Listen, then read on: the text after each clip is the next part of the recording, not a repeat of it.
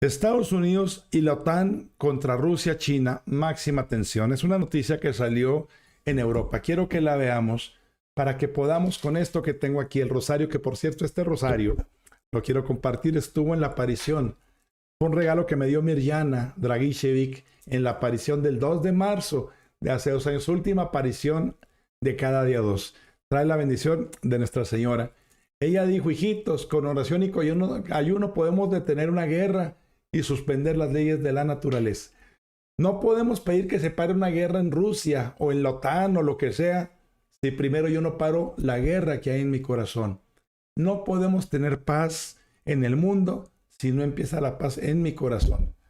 Así que vamos, ya lo tiene Don Adal, adelante, ¿verdad? Aquí con Don Adal, con Arturito, con Mónica y con Emanuel. Adelante, por favor.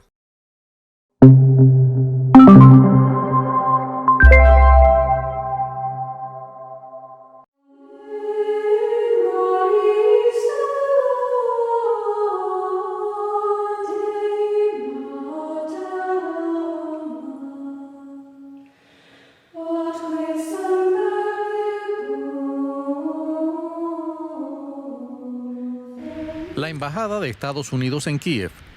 Todo el personal no esencial está siendo retirado y el gobierno aconseja a sus ciudadanos que abandonen Ucrania. Otros países siguen su ejemplo, la última escalada de una crisis que está llegando a su punto de ebullición. Durante meses, Rusia ha reforzado su presencia militar en la frontera ucraniana.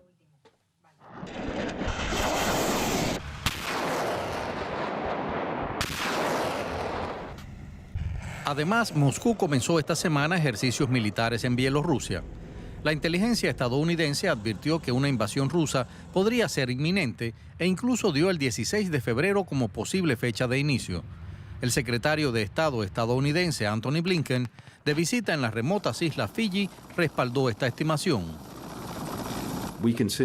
Seguimos viendo signos muy preocupantes de escalada por parte de Rusia, incluyendo la llegada de nuevas fuerzas en las fronteras de Ucrania. Como dije ayer, una invasión rusa podría comenzar en cualquier momento, incluso en los próximos días, si el presidente Putin así lo decide. Todos los esfuerzos diplomáticos para rebajar las tensiones han fracasado. Alemania, que a diferencia de otros países de la OTAN, se ha negado a enviar armas a Ucrania por temor a provocar a Rusia, sigue manteniendo la esperanza. Queremos dejar claro que hay una línea roja, que es la soberanía de Ucrania. Estamos preparando nuestra respuesta con todas las medidas y la dureza necesarias, pero también trabajamos simultáneamente por el diálogo y por el proceso, no solo para volver a la mesa, sino para permanecer en ella.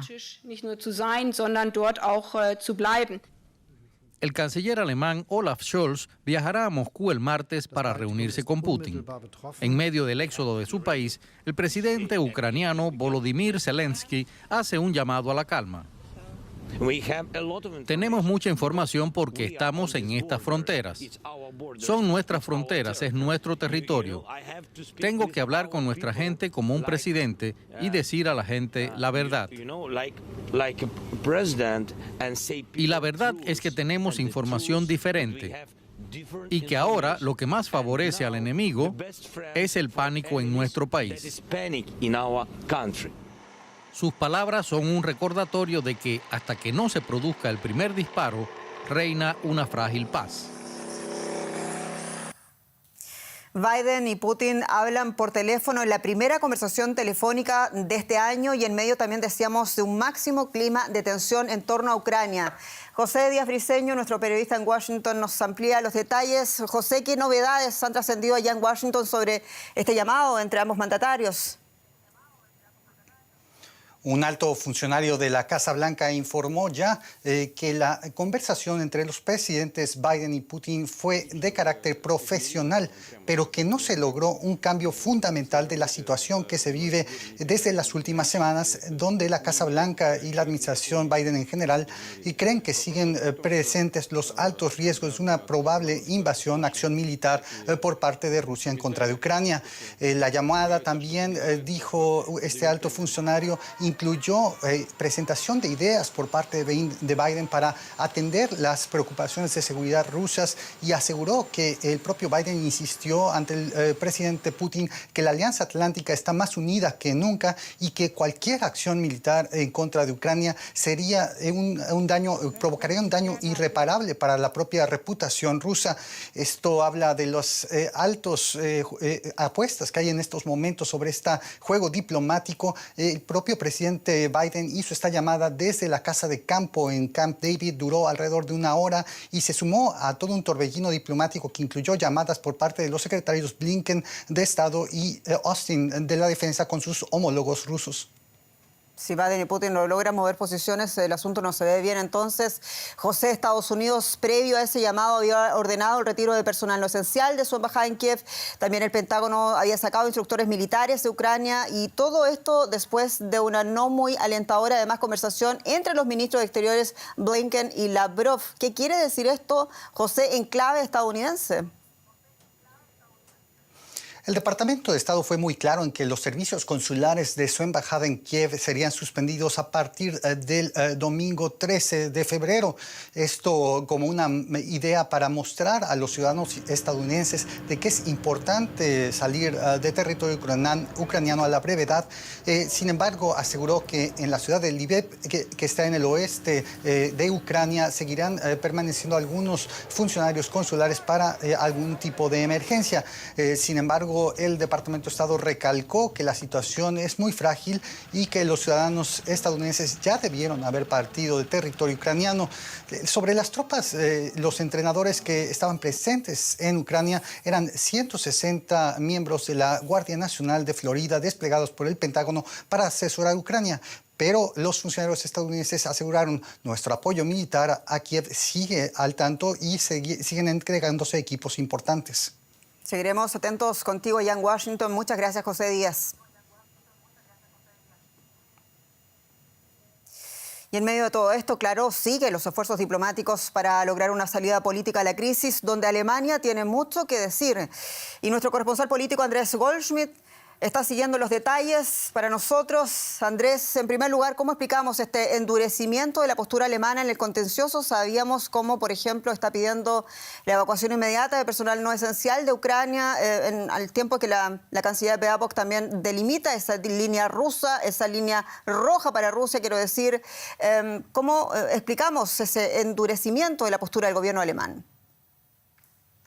¿Qué tal? Buenas noches, Jenny. Bueno, el comunicado oficial fue que aumenta la tensión en los últimos días entre Rusia y Ucrania en vista de esa presencia y movimientos de tropas en la frontera y ya no se descarta un enfrentamiento militar. Por eso ahora se hace general esa advertencia de viaje que ya existía para otras zonas en conflicto en Ucrania. Además, en esa conferencia de prensa que veíamos, Annalena Baerbock mencionó justamente que no hay signos de desescalada y se refería a esos ejercicios militares que arrancaron en Bielorrusia el viernes y al anuncio también de Rusia de que va a haber maniobras y pruebas de artillería en el Mar Negro. No sabemos cuánto influyó o cuánto influyeron esas supuestas informaciones de inteligencia que supuestamente le fueron trasladadas al gobierno alemán. Mira cuántas supuestamente, ¿por qué lo digo? Porque ninguna de esas es información confirmada, pero todo esto es un poco más de ruido para la visita que se viene la semana que viene, el martes,